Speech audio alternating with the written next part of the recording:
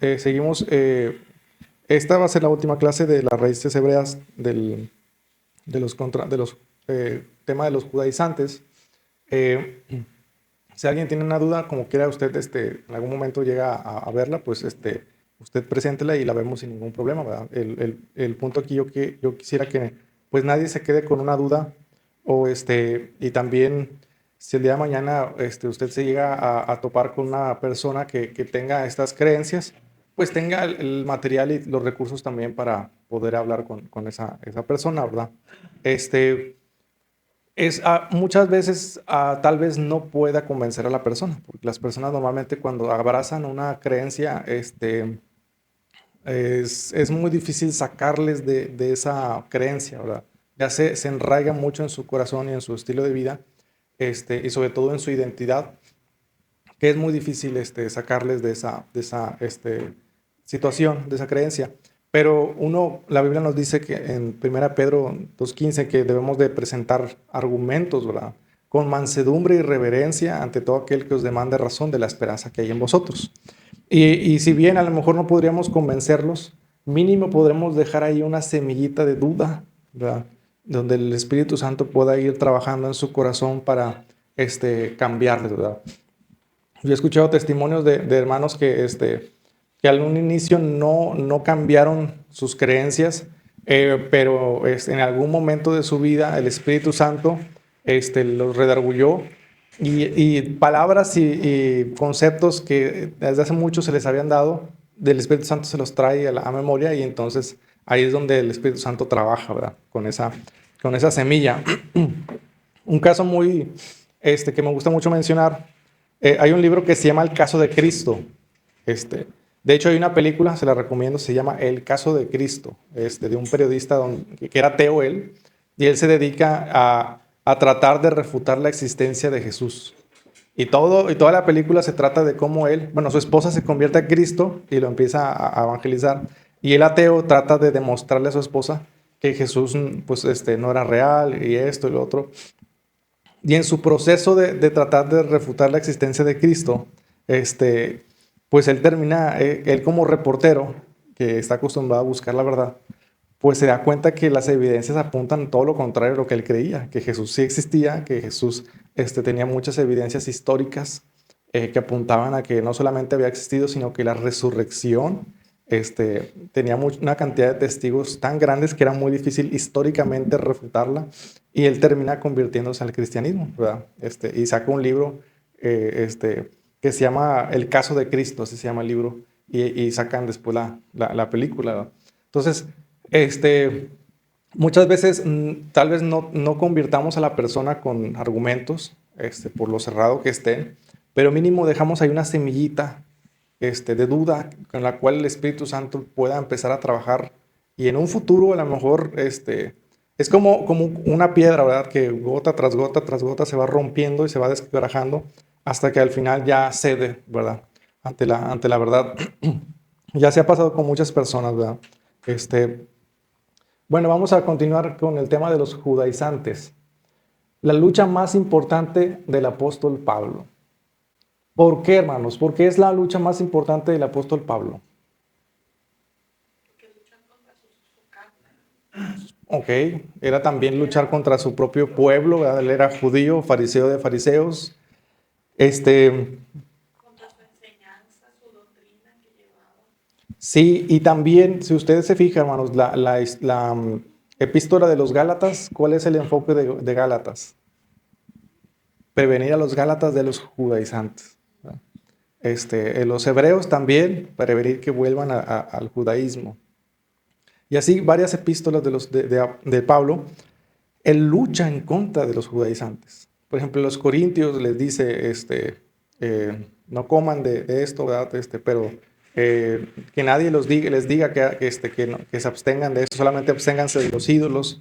A los colosenses también les dice que nadie os juzgue por comida o bebida, porque quienes juzgaban por comida y bebida en los tiempos de Pablo, los judaizantes, ¿verdad? Que les dice, no deben de comer carne de puerco, no deben de comer camarones, y ahí están Pablo diciendo que nadie os juzgue por lo que comen o por lo que beben, ¿verdad? Sino que los juzguen por su comportamiento, a los colosenses. Entonces, a lo largo de todas sus epístolas, el principal, vaya, se podría decir que la principal rivalidad con la que tenía Pablo era contra los judaizantes. ¿Por qué? ¿Alguien se acuerda cuál era el ministerio de Pablo? Él era el apóstol de los gentiles. Él era el apóstol de los gentiles. Entonces él tenía muy presente que los gentiles no debían de guardar las liturgias ni los rituales de los judíos. Entonces, la tarea principal y la necesidad principal que tenía Pablo era preservar que los cristianos gentiles no cayeran en la legalidad de la ley, ¿verdad? En los rituales de la ley. Inclusive hasta él, con valentía, reprende al apóstol Pedro, al apóstol Pedro le dice, hey, ¿verdad? Vinieron los judíos de Jerusalén y tú te comportas como ellos y les dices que no comes de carne de puerco, pero se van ellos y tú ya le entras a las carnitas, ¿verdad? Y dice la Biblia, creo que es primera, no es primera de Corintios, es si no me equivoco es Tesalonicenses, que dice, y esto era digno de condenar, dice, y lo resistí cara a cara, porque dice, aún Bernabé, dice, y otros fueron arrastrados en su simulación. O sea, una figura como Pedro, el apóstol de Cristo, actuando de esa manera hacía que los demás lo siguieran. Y él viendo este error, con valor le resiste cara a cara. A Pedro le dice, hey, esto que tú estás haciendo está mal, ¿verdad? Porque dice, si nosotros siendo judíos, dice, ya no guardamos la ley, dice, ¿cómo haces y obligas a los judíos a judaizar? Lo confronta públicamente. Por aquellos que dicen, no toquéis al ungido de Jehová. Ahí está el apóstol Pablo confrontando con la verdad a Pedro y diciéndole, hey, Pedro, ¿verdad? Y Pedro en sus cartas reconoce y dice, miren al hermano Pablo, ¿verdad? Que Dios lo usa con sabiduría y Gálatas capítulo 2, perdón, era Gálatas capítulo 2. Entonces, la lucha principal del apóstol Pablo era contra los judaizantes. Ahora, hay ciertas confusiones que ocurren con el tema de los judaizantes y también algunas confusiones bíblicas que podemos encontrar que yo quisiera aclarar en esta clase. Vamos a la siguiente diapositiva. Vamos a hacer una aclaración de términos. Es debido aclarar que un judaizante, un judío prosélito, un judío mesiánico y un cristiano son términos vitales para una buena comprensión y es necesario conceptualizarlos. Es decir, son cosas diferentes. Porque muchas veces, es que yo conocí a tal rabino que cree en Cristo. ¿Verdad? Ok, es un judío mesiánico. ¿Y por qué él hace esto y nosotros no? Ahorita vamos a ver por qué. Oye, pero entonces todos los judíos son judaizantes. La respuesta es no, ¿verdad? Entonces, oye, pero ese es judío o es cristiano, ¿verdad? Entonces, hay a veces que hay confusión y muchas veces agarramos judíos que no son cristianos y realmente creemos que son cristianos y no son cristianos, son judíos y se hace una mezcolanza, una ensalada ahí y no terminamos de entender cuál es la diferencia. Vamos a la siguiente diapositiva. Para empezar, ¿qué son los judaizantes? Existe una gran diferencia entre los del siglo I y los modernos. Hay una gran diferencia entre los judaizantes del primer siglo con los que se enfrentó Pablo en sus cartas que con los judaizantes actualmente. Y es una enorme diferencia y adivinen qué radica la diferencia. En que los de los tiempos de Pablo eran judíos y ahora no, son gentiles. Los de raíces hebreas, ¿verdad? Que usted los ve y tienen el nopal en la cara y tú dices, usted es judío, yo soy judío, ¿verdad? Dices, yo soy de judío de las tribus dispersas de Israel, porque las raíces hebreas te convence de que tú eres descendiente de las tribus perdidas de Israel y que supuestamente eres descendiente, crees en Yeshua, sí, es que tú crees porque en tu sangre están la sangre de las tribus perdidas de Israel. Saca unas teorías bien fumadas y entonces los yo soy descendiente de las tribus perdidas de Israel. Ahora, es verdad que en América Latina hay una gran cantidad de judíos, ¿verdad? Fíjense, yo una vez andaba viendo eso yo dije, no, hombre, por si se pone aquí la crisis más dura, dije, voy a ver si nos podemos ir a España o a Portugal, porque hubo un edicto donde decían que a los descendientes de judíos se les podía dar la nacionalidad española. Porque pues en España, ya en los tiempos de la colonia, hubo una persecución en contra de los judíos y muchos se vinieron a América y los expulsaron de España y de Portugal. Y entonces el rey de España, por allá de los años 2010 más o menos, sacó una lista de apellidos posibles, que es lo que muchas veces no nos dijeron, de posibles descendientes de judíos. Y allá andaban todos, oh no, sí, mira, mi apellido está en la lista, voy a nacionalizarme español, ¿verdad? Pero lo que ya después cuando querías empezar a hacer el trámite, decía, a ver, espérate, no. Dice, ok, cumples con el requisito de tener este apellido. Dice, pero necesitamos que un rabino judío compruebe tu genealogía judía. Sin eso tú no puedes nacionalizar de español. Entonces, no, pues está complicado, ¿verdad? Entonces, sí es verdad que hubo mucha migración de judíos a América, pero pues ya la sangre pues, ha sido demasiado diluida o así muy dispersa y realmente también muchas veces los apellidos, por ejemplo, los que terminan en EZ, que significan hijo de, originalmente en español, muchos dicen, es que son descendientes de judíos porque los judíos tenían esa característica. El problema es que los judíos no eran los únicos en usar esa forma de apellidos. O sea, también los otros pueblos europeos, inclusive árabes, utilizan también esa forma para distinguir los apellidos, ¿verdad? O sea, ¿de quién era, verdad? Jonathan, hijo de David, ¿verdad? Entonces, Davides, ¿verdad? Entonces, y eso era algo no únicamente de los pueblos judíos, era algo que se utilizaba en diferentes culturas, ¿verdad? Era muy común. También los lugares, ¿verdad? ¿De dónde eran, verdad? O las, por ejemplo, Aldama o de, ¿cómo se llama? Andalucía o de otros, de León, ¿verdad? Los que se vienen de León, los que vienen del reino de León, de allá de España. Entonces, o Castillo, el de que viene de Castilla. Entonces, esos apellidos eran más de dónde venían. Como si alguien viniera aquí de allá de la Ciudad de México, ¿verdad? ¿Cómo le decimos nosotros? El chilango, ¿verdad? Dios me perdone, si hay un hermano ahí. Pero así le decimos, ¿verdad? O sea, así le decimos, ¿verdad? El que viene de allá, por la región, por el país, ¿verdad? Pues igual, si yo me voy allá y hay dos Jonathans en una empresa, el regio, ¿verdad? Pues es una forma de distinguir, y así se fueron forjando los apellidos. También las profesiones, Herrera, el que es el hijo del herrero, ¿verdad? O también hay un apellido que se llama soldado, o que era soldador, etcétera. Entonces, esta semana había un español que se apellidaba Poderoso. Poderoso. Pues, estaba poderoso. Ha de tener mucho poder, ¿verdad? O tuvo, ¿verdad? Sí. También hay unos que se apellidan Bocanegra, ¿verdad? Otros también, pero muy raros, pero que realmente lo usaban para distinguir de quién era, ¿verdad? Entonces, mi punto aquí es que es realmente muy difícil comprobar esa teoría de que seamos descendientes de judíos, ¿verdad? Es muy, muy difícil. Ahora bien, los judaizantes actuales no son judíos nativos, étnicos, son gentiles. Y fíjense bien, las raíces hebreas tomó mucha fuerza en Latinoamérica. ¿Por qué en Latinoamérica? Porque en Latinoamérica tiene un problema muy fuerte de identidad. O sea, hay un historiador que se llama Zunzunegui, que a veces me gusta escucharlo. Él decía, México sigue sin saber qué es. O sea, sí, porque somos una mezcolanza, ¿verdad? De españoles, pueblos indígenas, portugueses, de también migración africana. Entonces, somos un mestizaje de todos los tipos de pueblos. Y obviamente eso también hace que no queramos tener una identidad arraigada ya sea a las raíces indígenas o a las raíces hispánicas, u otros pueblos.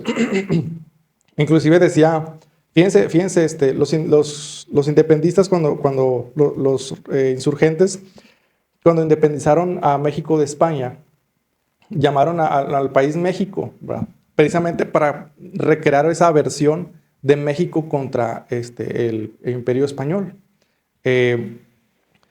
Y desligar esa influencia hispánica que teníamos de los peninsulares, y nombran al país México.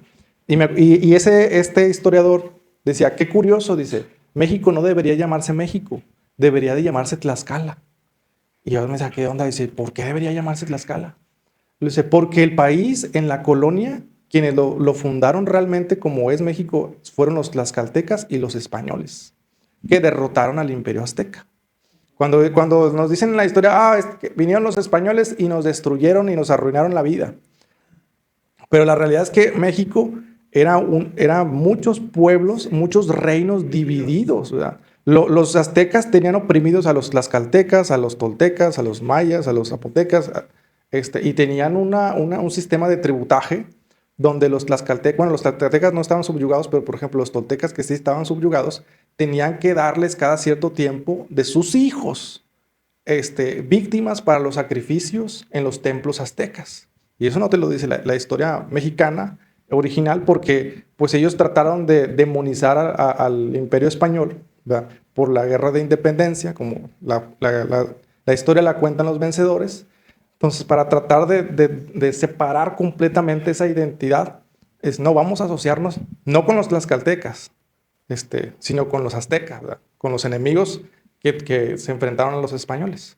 Entonces, y la mayoría de la población indígena actual no es descendiente de aztecas, es de descendientes de tlaxcaltecas, ¿verdad? Porque muchos murieron por la guerra, aunque también la viruela acabó con la mayoría de los pueblos indígenas, ¿verdad? Pero bueno, así como México, muchas partes de Latinoamérica tienen un problema de identidad. Y cuando vienen estas sectas y te forjan a ti una falsa identidad de decir, no, tú no eres mexicano, ¿verdad? Tú no eres indígena, tú eres judío, ¿verdad? Descendiente de las 10 tribus de Israel, que geográficamente, históricamente es muy difícil que hayan llegado a América, pero te venden la idea. Y entonces ellos adoptan eso como si fuera su propia identidad. Volví a mis raíces hebreas. Y ahora ya no soy una persona que no sabe de dónde viene ni a dónde va, sino ya sé de dónde vengo, y vengo de las tribus perdidas de Israel, y mis padres fueron Abraham, Isaac y Jacob, y te venden un cuento que forja en ti una falsa identidad. Curiosamente, la Biblia nos enseña que nuestra identidad no está en nuestra etnia, no está en si somos mexicanos o somos españoles o somos de otros pueblos, está en Cristo, hermanos. Y Pablo lo dice claramente, ya no hay judío ni griego, esclavo ni libre, hombre ni mujer, no, todos somos iguales delante de Dios, todos, independientemente del color de piel, del idioma, o de la cultura o del estatus social, delante de Dios todos somos iguales y valiosos delante de Dios. Y no necesitamos arraigarnos a una cultura para que Dios nos acepte. Ahora bien, vamos a seguir leyendo. Dice, los primeros por lo menos eran verdaderos judíos. Regésate, los del primer siglo por lo menos eran judíos, y podríamos excusarlos hasta cierto punto, porque quizás no entendían bien la transición entre el viejo y nuevo pacto. No obstante, los actuales son peores, ya que siendo ellos gentiles, reniegan de su identidad y satanizan, y además obligan a otros gentiles a judaizar. Fíjense, Pablo dice claramente en Colosenses, si a ustedes Dios los llamó incircuncisos, quédese incircunciso. Si usted Dios los llamó siendo esclavo, no procure liberarse. De ahí se agarran los sureños de Estados Unidos para decir, ahí está, Dios aprueba la esclavitud. No es que la apruebe, sino que la Biblia nos enseña que para el cristiano no debe ser prioridad eso, sino el reino de los cielos. O sea, nuestra libertad no está aquí en este mundo, sino es espiritual en el reino de Dios. Y entonces, hermanos, ellos ignoran completamente la lucha de Pablo, y ellos, siendo gentiles, obligan a otros gentiles a judaizar. Algo bien extraño. Vamos a la siguiente diapositiva, ahora sí. Pero entonces, ¿quiénes son los judaizantes? ¿O cómo podríamos definir lo que es un judaizante? En Hechos 15 podemos ver que existían dos grupos.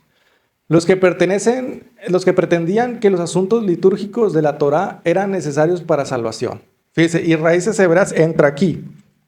Porque ellos te dicen, si tú no guardas los pactos de la ley, no eres salvo. No eres parte del pueblo de Israel, y las promesas que Dios le hizo a Israel no son tuyas, ¿verdad? Y para que tú puedas tomar las promesas de Israel, tienes que formar parte de Israel. Y te lo maquillan de esa manera y dicen, entonces si tú no lo haces esto, no eres salvo. Hay otro segundo grupo que dice que demandaban a los gentiles guardar las leyes litúrgicas, aunque sin pretensiones salvíficas, que también Pablo se enfrenta a ellos. Que ellos decían, si ustedes creen en el Mesías, tienen que hacer esto, ¿verdad? Así como nosotros, pues si uno cree en Cristo, pues no va a matar a su hermano, ¿verdad? No va a odiar a su hermano, lo veían como un fruto. Pero la realidad es que no, ni siquiera es necesario guardarlo como si fuera un fruto de la fe. Porque ni los mismos judíos, cuando se convirtieron al cristianismo, lo hacían. Por ejemplo, Pedro, él estando en la azotea de aquel curtidor, Dios le muestra y dice, mata y come, Señor, pero yo nunca he comido nada inmundo. ¿Verdad? Y a partir de ahí Pedro le empezó a entrar a las carnitas de puerco. ¿Verdad? O sea, no es lo que entra, sino lo que sale, lo que contamina al hombre. Entonces, ahora, había algunos y ahorita lo voy a aclarar, hermanos, que seguían practicando la liturgia, pero eran creyentes en Cristo. Pero esas prácticas, hermanos, que muchos judíos cristianos creyentes en Jesús lo hacen, no lo hacen por para salvación, ni tampoco por obligación del Nuevo Testamento, sino lo hacen como un aspecto cultural. Así como usted y yo celebramos el Día de la como celebramos el Día de la Revolución el 20 de noviembre porque somos mexicanos y está arraigado a nuestra tradición y cultura, así como celebramos la Navidad, si usted dice, yo no celebro Navidad, ¿se va a perder? No, hermano, no se va a perder. Si usted no come rosca de Reyes el 6 de enero, no se preocupe, usted no se va a perder. Pero es una tradición cristiana, ¿verdad? Y es una tradición también de nuestra región local, o sea, de nuestra cultura mexicana. Si usted va a Europa, ellos no comen rosca, ¿verdad? Gloria a Dios que somos mexicanos, ¿verdad? Entonces, es parte de nuestra cultura. Entonces, muchos judíos lo seguían haciendo, pero ya no como una obligación, sino como parte de su cultura, de algo cultural. Y esos mismos judíos no obligaban a otros a practicar esas liturgias. Y ahorita más adelante lo vamos a ver. De manera que cualquiera que obliga a los gentiles a guardar el sábado, circuncidarse, guardar las festividades o cualquier ritual ceremonial, es un judaizante hecho y derecho. Un judío cristiano, creyente en Jesús, puede él decidir o no guardar las festividades o guardar el sábado como algo opcional. Pero sí la Biblia, en el libro de Hechos y en el Concilio de Jerusalén, dejan claro los apóstoles que no deben de obligar a los gentiles a guardar eso. Entonces, un judío mesiánico que entiende perfectamente la palabra de Dios, él puede decir, ¿sabes qué? Yo guardo el Shabbat, yo guardo las festividades, pero yo porque soy judío, ¿verdad? No te voy a obligar a ti, gentil, a hacer lo mismo que yo hago. ¿Sí me explico? ¿Verdad? O sea, es como si yo viajara a África y yo vea a los cristianos de allá, que ellos no comen rosca de reyes. No comen rosca de reyes. ¿Verdad? No saben lo que es que el niño te aparezca en la rosca y tengas que pagar los tamales. Tienen que comer rosca ustedes también, ¿verdad? Si no, no son cristianos. Eso sería ser un judaizante, ¿verdad? ¿Y qué es lo que entiendo yo? Bueno, yo lo hago porque yo soy mexicano. Y yo nací aquí en México y mi cultura es comer rosca de Reyes el 6 de enero. Pero ya en África, los cristianos de África no comen rosca el 6 de enero, ¿verdad? Entonces, sí me voy explicando, es algo cultural para ellos, lo hacen de manera cultural. Ahora bien, muchos de raíces hebreas usan el caso de Timoteo para justificar el judaizar. ¿Qué pasó con Timoteo? Timoteo era hijo de una mujer hebrea, es decir, judía, y de un padre griego. ¿Qué hace el apóstol Pablo? Siendo Timoteo ya adulto, lo circuncida. Y ahí es donde dice, ahí está, Pablo circuncidó a Timoteo. Espérate, hay un motivo por el cual él lo circuncidó. Para empezar, Timoteo sí era descendiente de judíos por parte materna. Ahora, Timoteo podía haber elegido decir, no, yo no quiero circuncidarme. ¿Pecaba si no lo hacía? No, no pecaba. ¿Pero por qué lo hace Pablo? Pablo usa un término y dice, por causa de los débiles en la fe. Él decía, si el ser incircunciso para Timoteo va a ser un obstáculo para que él le predique a los judíos, circuncídate. Pero ahí hay una ley mayor, que es el amor. Por amor a ellos y que te oigan ellos, tú haces esto. Si hay una barrera que hace que ellos impidan, que te crean, que reciban la palabra de parte tuya, haz esto, ¿verdad? Y Pablo también pone de ejemplo, si para otro es de tropiezo comer carnitas de puerco, no lo hagas enfrente de él, ¿verdad? No lo hagas para que su conciencia no sea acusada. Ahora, fíjense bien, les llama débiles en la fe. ¿Qué es una persona que es débil en la fe? Que no está firme, que no está madura. Que no es madura, ok. Pero bueno, sí, va acorde a eso. Pero también es una persona que no ha entendido el evangelio completamente. O no ha conocido realmente la palabra de Dios. Que no conoce realmente la palabra de Dios. Una persona débil en la fe puede ser una persona que no conoce realmente la palabra de Dios. Por ejemplo, les voy a poner un ejemplo que a la mujer les va a volar la cabeza, hermanos. Yo he escuchado cristianos que van a España o van a Argentina y allá la Santa Cena no la toman con jugo de uva, la toman con vino, hermanos. Y pues uno que viene de allí de México va allá y ve eso, santo Dios, el Señor, ya se metió el diablo aquí, y el Señor lo reprenda, ¿verdad? Y empezamos a reprender, ¿verdad? Dice, aquí se metió el diablo, ¿verdad? Entonces, y uno dice, ¿pero por qué lo hacen así? ¿Verdad? Bueno, culturalmente México es un país donde el alcoholismo ha sido un problema muy grave en la sociedad. Y por causa de ellos, de la debilidad de nuestros hermanos en la iglesia es mejor, no lo hagas. No seas de tropiezo para tu hermano. Si sabes que tu hermano por ahí cojea, ayúdale y no lo hagas, ¿verdad? Allá en España pues, la cultura es, pues, te puedes tomar una copita de vino con tu bistec, con todo eso, y no pasa nada, tienen dominio propio. Pero aquí no, ¿verdad? Aquí agarran apenas lo huelen y ya se imaginaron todo el despapalle, ¿verdad? Yo me acuerdo que una vez mi mamá me mandó a la tienda por una cerveza para unas empanadas.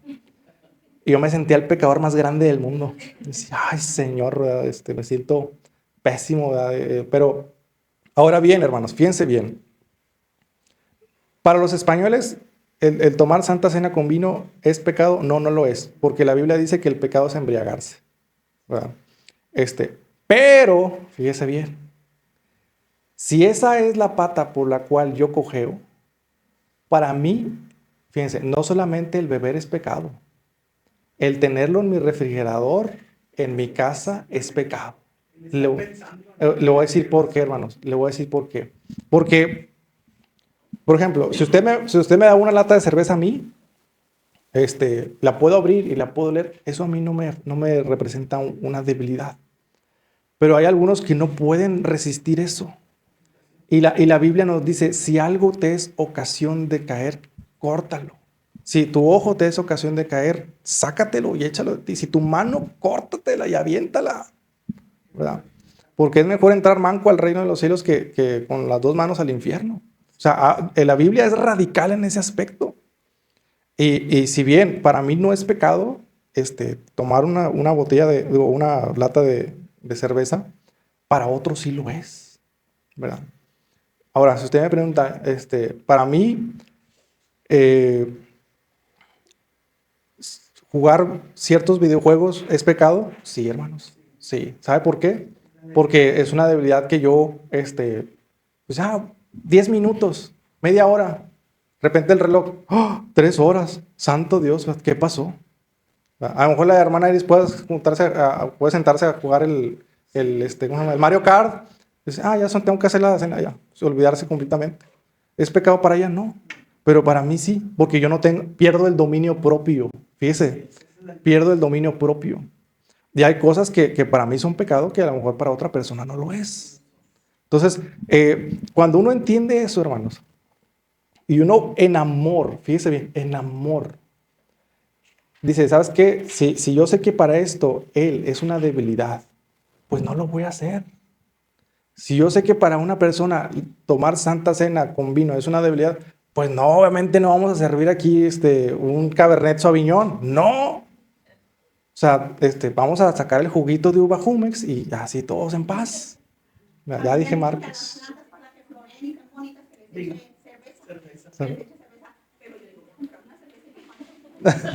No, mejor que se mueran las plantas, mejor. Que se sequen. Ahora, fíjense, hermanos. Muchos se agarran, yo a veces me he agarrado así con hermanos que dicen, hay dos extremos. Yo siempre he dicho, hay extremismos y nunca los extremismos son buenos. Yo he conocido hermanos que dicen, Jesús tomaba vino, yo me voy a echar también unas bien heladas. No, hermanos. Sí, Jesús tomaba vino, pero nunca se embriagó. Y Jesús podía controlarse.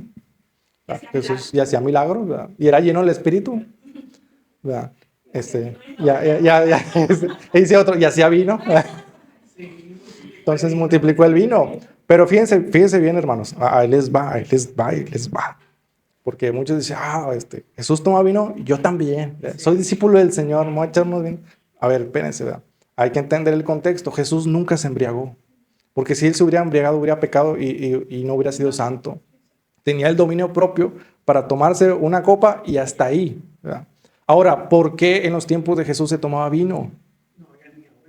No había Pepsi, hermanos. No había Jumex, no había, es más, le voy a, no había Coca-Cola, no había Ginger, no había, ahora, pero espérense, no es todo, hermanos. No había agua purificada. Cuando Timoteo sufría dolores estomacales, Pablo le dice, toma un poco de vino para tus dolores estomacales, ¿verdad? ¿Por qué? Sí, y otros dicen, ahí está, me duele el estómago, mucho. No, espérese, ¿verdad? Pablo lo hacía, sí, Pablo lo hacía porque él sabía que era más sano tomar vino que tomar agua, porque agua del río, agua del pozo, contaminada. Y muchas veces lo que hacían es que mezclaban el vino con el agua para matarlas, desinfectarlo y se lo tomaban, era más sano. Y hay otros hermanos extremos, radicales, que Dios los rescató del alcoholismo, que satanizan toda forma de alcohol y dicen, no, Jesús nunca tomó vino, tomó jugo de uva. Y yo digo, hermano, es bien difícil comprobar eso. Era jugo de uva, pero bien fermentado. En la La palabra, sí, la palabra griega que se usa de vino es oinos, que es vino fermentado. O sea, y luego también en la Santa Cena, cuando falleció Jesús, en abril, y cuando se cosecha la uva, en octubre, noviembre, diciembre, enero, marzo, abril, 5 meses. Y no había refrigeradores ni nada. O sea, era todo. Entonces, ahora no estoy haciendo una apología de que, usted agarra, no, hermanos, fíjense. No, fíjense, hasta el pastor dijo que me echa. No, espérense, hermanos. Mire, a veces, hace poco en un convivio familiar, sacaron una botella de vino. Sí, por si alguien quiere, ¿verdad? Y yo la vi, y vi la cosecha y dije, ¿peco o no peco? Y yo, fíjense, pero dije, no estás en España. No estás en España. Y hay muchos mirándote. Y si con una que tomes, para otro puede ser de tropiezo. Y el día de mañana que tú quieras hablar desde el Evangelio, no te van a creer. ¿Qué pasa con Timoteo? Timoteo dijo, pues me voy a circuncidar por amor de ellos que aún no entienden el Evangelio y que el ser yo incircunciso puede ser una barrera para que les predique el Evangelio. Y ese es el testimonio. Porque en España, si en España, en un restaurante, alguien te ve tomar una copa de vino, se estaba comiendo un bistec, estaba como tomar una Pepsi, ¿verdad? Pero aquí en México, si alguien te ve con una botella de vino, hombre, se puso hasta atrás. Y ¿por qué? Porque la cultura así es. El mexicano no bebe para comerse un bistec, come para embriagar, toma para embriagarse. Y entonces cualquier forma de alcohol en México es sinónimo de este es un borracho. ¿Sí me explico?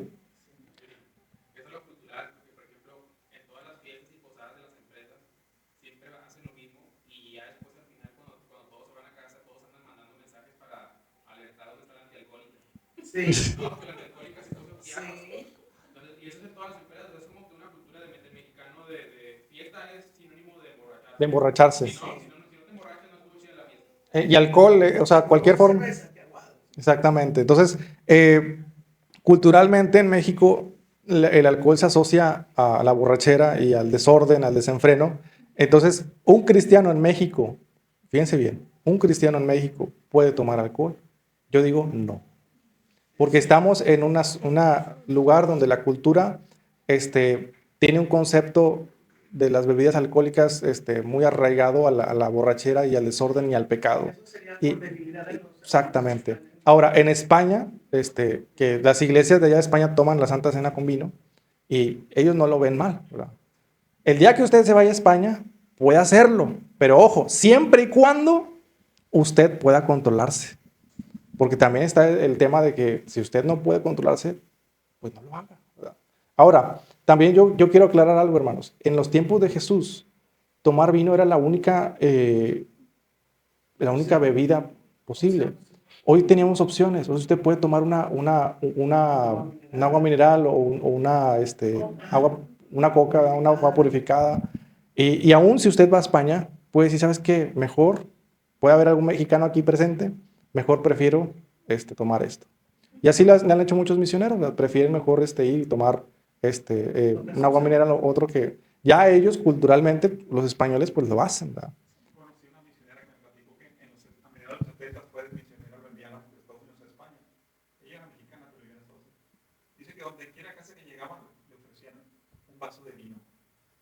Y ella decía, no, pues ¿cómo voy a tomar vino? Deme un vaso de agua, decía. Y no, ¿cómo te voy a dar un vaso de agua? Le decía la gente. Así que para ellos era una ofensa ofrecerte un vaso de agua. Era una cuestión cultural. Una cuestión cultural.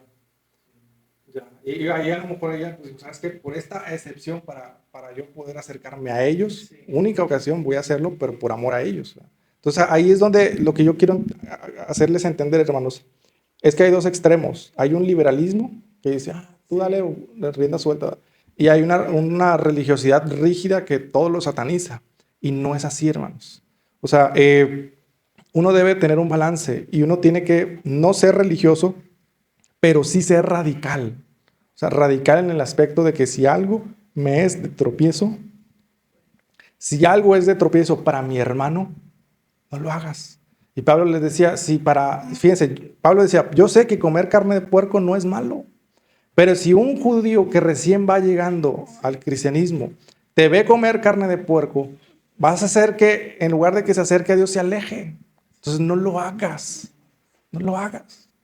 Y eso es muy importante, hermanos, porque la motivación ahí es el amor. El amar a mi prójimo. Si yo sé que esto es de tropiezo para mi hermano, no lo voy a hacer. Y entonces, ¿qué hizo en la fiesta, pastor? ¿Verdad? Dejé la botella ahí, ¿verdad? Ahora, si usted me pregunta, ¿era una tentación para mí? No, no. Gracias a Dios, no.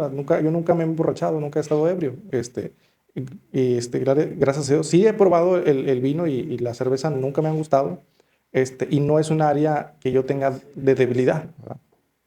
Pero fíjense, si para mí fuera una área de debilidad, yo preferiría evitar a toda costa, inclusive el estar cerca ni siquiera lo hubiera tomado en mis manos.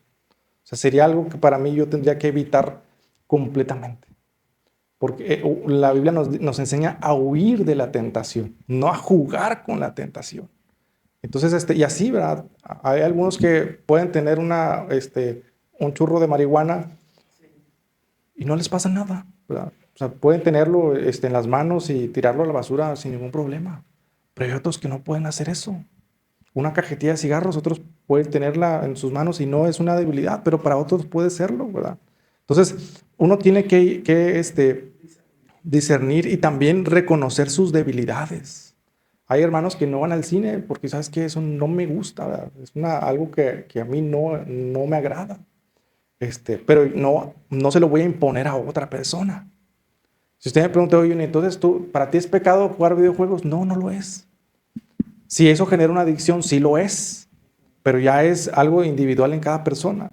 Entonces, fíjense, si yo fuera un pastor como muchos otros, dije, nadie debe jugar videojuegos porque es pecado y es del diablo y esto, el otro, aquello, y el mismo estándar que yo quiero aplicar para mí, lo aplicaría para los demás, pero eso no es bíblico.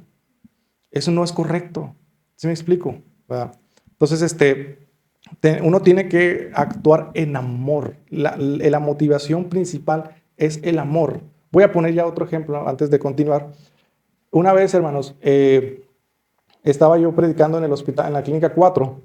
Yo estaba más chavillo, tenía unos 20 años más o menos. Y pues usted sabe que uno como chavo pues se viste, pues pantalón de mezclilla, camiseta normal, ¿verdad? Hasta eso, o sea, no andaba andrajoso, ¿verdad?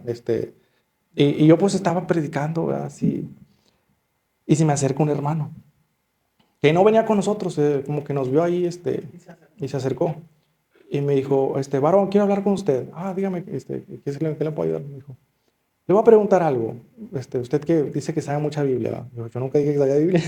Pues, me dijo, ¿cómo estaba Jesús vestido cuando lo crucificaron? Y yo dije, pues estaba desnudo, ¿verdad?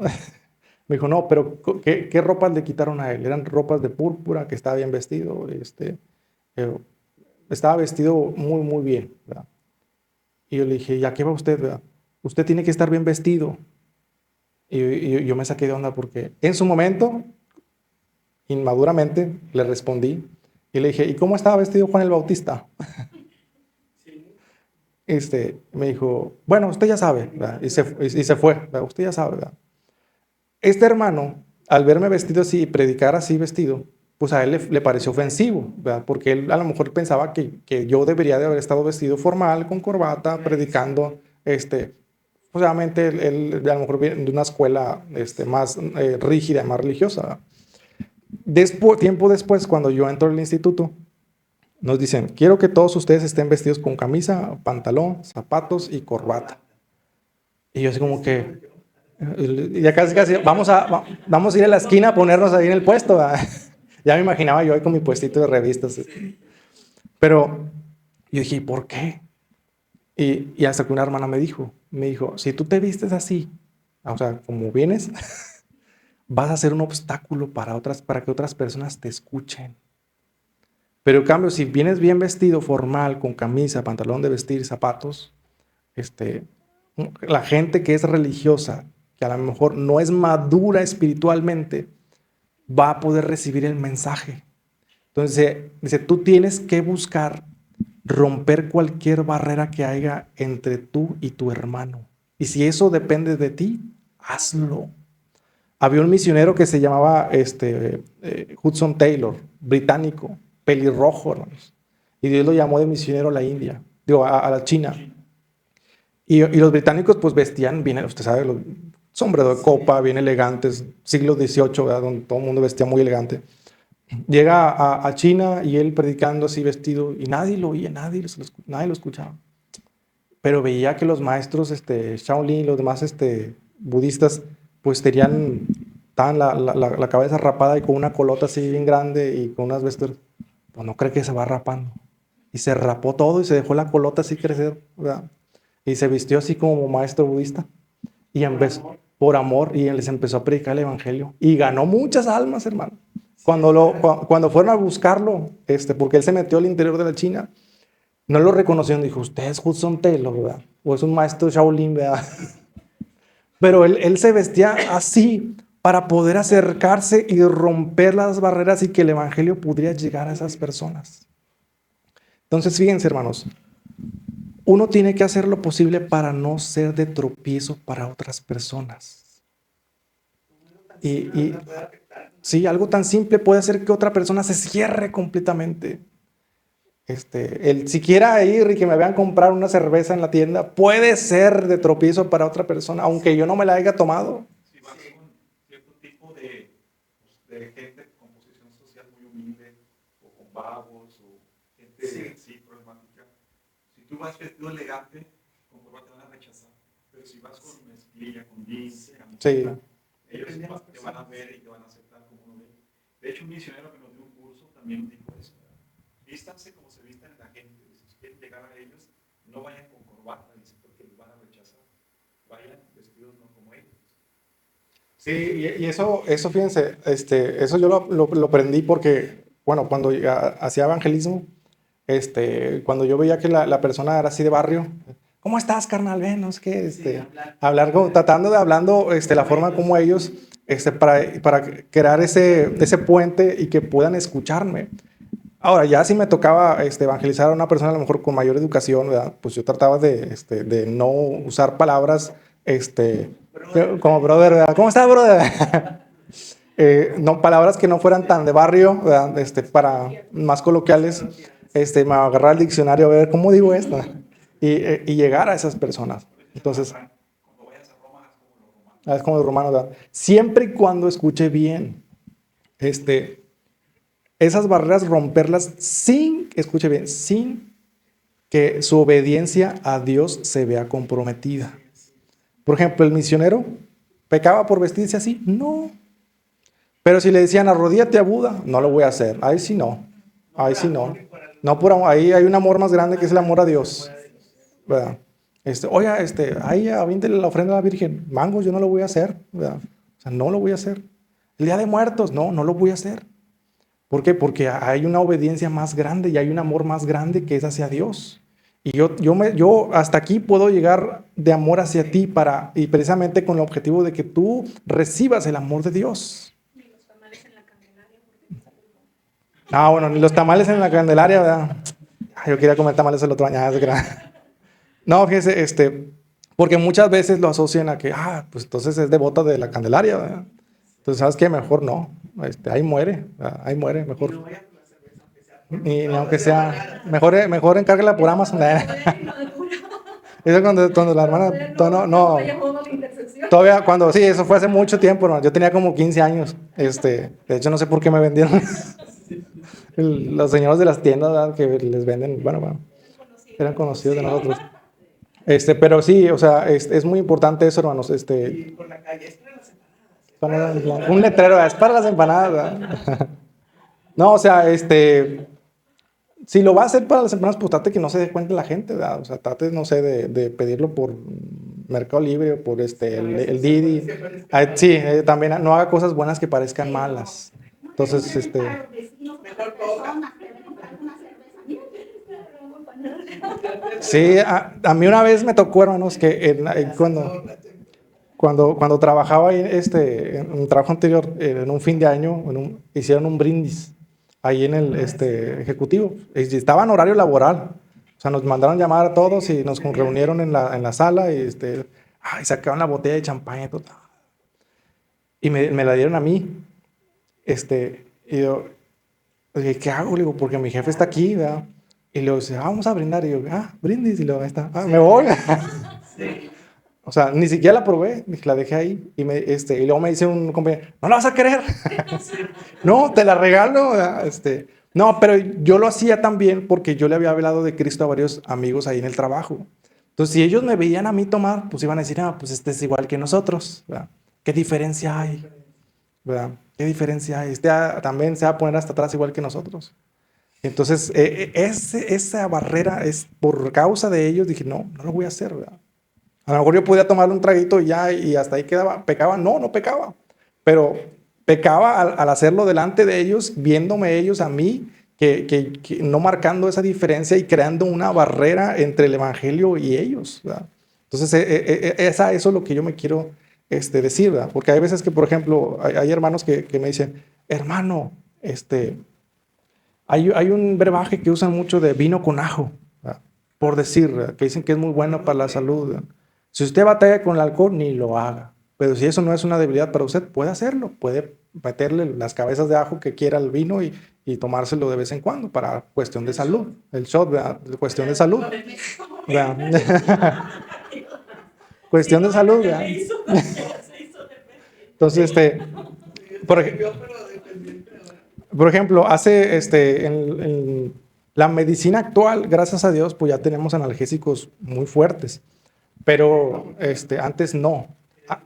Antes el vino era la anestesia por en los barcos cuando después de las batallas navales que tenían que amputar brazos y piernas y para que no se gangrenaran, métele vino y méteselo hasta que quede inconsciente y no sienta nada. Esa era la anestesia local de aquel entonces, ¿verdad? Gracias a Dios, ya no se usa eso, ya usan la anestesia general, ya hacen procedimientos y si usted no siente absolutamente nada. Entonces ya no tiene que recurrir al vino ni para sustituir el agua, ni para anestesiarse, ni nada. Entonces yo preferiría y aconsejaría mejor evitar cualquier bebida alcohólica, evitar cualquier, por cuestión de testimonio y también por cuestión de salud y porque hay mejores, yo me he fijado que muchos hermanos que buscan, ¿verdad que el vino que tomaba Jesús tenía alcohol? Y digo, sí, hermano, sí tenía alcohol, pero mire esto, y lo otro. O sea, y yo me he dado cuenta que muchas veces buscan justificar el que ellos tomen bebidas alcohólicas. ¿Verdad? Y ya, pero uno les mete en el contexto y les dice, mire, usted tiene que entender eso, tiene que entender que antes no había agua purificada, que el vino de antes era entre el 3 y el 6% de alcohol, los de ahora tienen 17%, entonces, y lo diluían con agua, entonces, y Jesús nunca se embriagó, etcétera, etcétera, etcétera. Y ya, entonces, ok, está bien, ¿verdad? Entonces, pero usted hoy, si puede evitarlo, evítelo completamente, ¿verdad? Entonces, sí quedó claro, ¿verdad? Sí. Bueno, vamos a continuar. Los judíos, para el Nuevo Testamento ser un judío es un término que encierra tanto un aspecto étnico como religioso. Por Josefo sabemos que el término encerraba un aspecto geopolítico. Según Josefo, los primeros deportados que regresaron de Babilonia eran de la tribu de Judá. Por esta razón se les llamó judíos a la religión y a la región Judea. Pero también sabemos que posteriormente también regresaron de otras tribus. Por otro lado, Pablo defiende el término desde un aspecto religioso. Para él, un judío verdadero es quien cumple a cabalidad con su religión. Fíjense bien, ¿qué es un judío? Un judío es meramente cuestión étnica. Puede ser practicante del judaísmo o no. Por ejemplo, hoy en día hay judíos ateos, hay judíos cristianos, hay judíos que practican el judaísmo, inclusive hasta hay judíos homosexuales, pero es cuestión étnica. Es como decir... sí, y un israelita es un ciudadano de Israel. Un israelita no necesariamente es judío. Actualmente, pues, políticamente un israelita es alguien que nace en el Estado de Israel. Entonces, es como aquí, a lo mejor algunos de nosotros no somos descendientes de los españoles o de los tlaxcaltecas, pero vivimos en México, ¿verdad? Y nos llaman mexicanos, aunque no descendamos de los aztecas. Entonces, pero aquí volviendo al término, judío es cuestión de etnia, es étnico, es un factor étnico, no religioso, aunque Pablo lo asocia a lo religioso.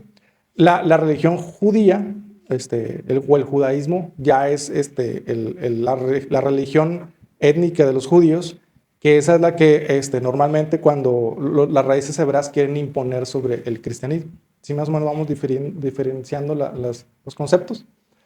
¿Qué son los judíos prosélitos? En el Nuevo Testamento se utiliza este término para referirse a aquellos gentiles que se han convertido al judaísmo y ahora son considerados como uno más de los nativos del pueblo de Israel. En pocas palabras, podríamos decir que los de raíces hebreas se creen judíos prosélitos. Bueno, no, porque ellos creen que son étnicos, pero buscan hacer que el gentil se haga prosélito, o se haga como un judío que aunque no sea de origen étnico, practique el judaísmo.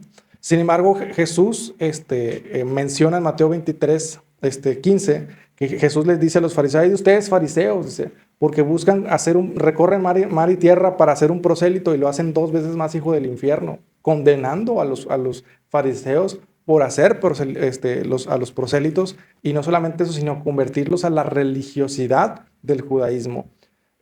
También en Hechos 2:11 y 13:43 encontramos algunas referencias de este tipo de personas. Por ejemplo, en el Antiguo Testamento, ¿alguien se acuerda de Urías?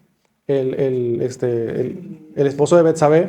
Él era un prosélito, o sea, él no era hebreo de nacimiento, sino que él era eteo y se había pasado a los israelitas, se había circuncidado, había hecho el pacto con Moisés y había sido recibido como parte del pueblo de Israel. Y ya por último, la última diapositiva. Y esta es muy, muy importante, hermanos. Los judíos mesiánicos y cristianos. Es que él es judío mesiánico. Y yo trato de corregir esa expresión y les digo, no es judío mesiánico, es cristiano. ¿Por qué? Ahorita van a ver por qué. Según Hechos 11:26, los primeros judíos convertidos al Mesías se les llamó cristianos en Antioquía. Fíjese bien, los primeros cristianos eran judíos. Y cuando se convirtieron a Cristo, no se les llamó judíos mesiánicos, se les llamó cristianos. Dice, entonces, no obstante, hoy en día la mayoría de los seguidores de Jesús son gentiles y también se les llama cristianos. Por esta razón, con el paso del tiempo, se les ha acostumbrado llamar judíos mesiánicos a aquellos hijos de Israel que son creyentes en Jesús y por ende nuestros hermanos en la fe. En pocas palabras, un judío que es mesiánico es cristiano. Es cristiano. Ahora bien, fíjense bien, los judíos mesiánicos que entienden correctamente el evangelio no judaizan, es decir, no obligan a los gentiles a judaizar. Hay un hermano, Carlos Andrés Muro, un pastor que ha visto en YouTube, él es hijo de judíos. Y él dice, o sea, yo no guardo las festividades, ni hago nada de los rituales que hacen los judíos, ni mis papás tampoco. Porque mis papás cuando se convirtieron al cristianismo, entendieron que creer en Jesucristo era suficiente para salvarnos. No había que hacer nada más. Entonces, y él, fíjense, él podría haber dicho, bueno, culturalmente puedo guardar las festividades. Y algunos judíos mesiánicos lo hacen. Pero no lo hacen por obligación, sino como algo cultural. Es decir, como el ejemplo de la rosca de Reyes que les ponía hace rato. Entonces, es muy importante entender eso, hermanos. Cuando, de hecho, deberíamos de quitarnos esa frase de judío mesiánico, ¿verdad? Es porque realmente es cristiano, es un cristiano. Más que nada para referirse que son judíos. Que son judíos. Su etnia Era judía. Pero sí, son sinónimos. Sí, son completamente sinónimos, ¿verdad? Y Pablo dice, no hay griego ni judío, o sea, todos somos iguales delante de Dios. Sí, o sea, podríamos decir, él es judío mesiánico porque cree en Cristo, ¿verdad? Pero hay que también, porque muchas veces, es judío mesiánico, y creemos que practica algo diferente a nosotros. No, es un cristiano, es un cristiano. Porque la situación sería que los cristianos no somos judíos en Etna. Somos gentiles y ahora somos cristianos a la par como los judíos mesiánicos. Es correcto. Sí, es correcto. Realmente nosotros nos adherimos al cristianismo, al olivo. Y ellos eran el olivo natural. O sea, ambos son un mismo olivo, que es el pueblo de Dios, que es el cristianismo. Entonces, sí es importante, hermanos, entender esto, porque por un lado, podemos caer en el error de decir, él es judío mesiánico, sabrá Dios qué doctrina traiga, ¿verdad? Pero pues realmente si es un judío mesiánico, pues es un cristiano igual que yo. Estamos en el mismo canal, ¿verdad? Ya si ese judío mesiánico empieza a enseñar que debemos de practicar los rituales que él practica, eso, entonces ya se convierte en un judaizante. ¿Se fijan? Ahora, muchas veces el error que a veces cometemos, hermanos, entre los cristianos, es que vemos a un judío mesiánico, y por alguna razón, luego lo ponemos como maestro de Biblia.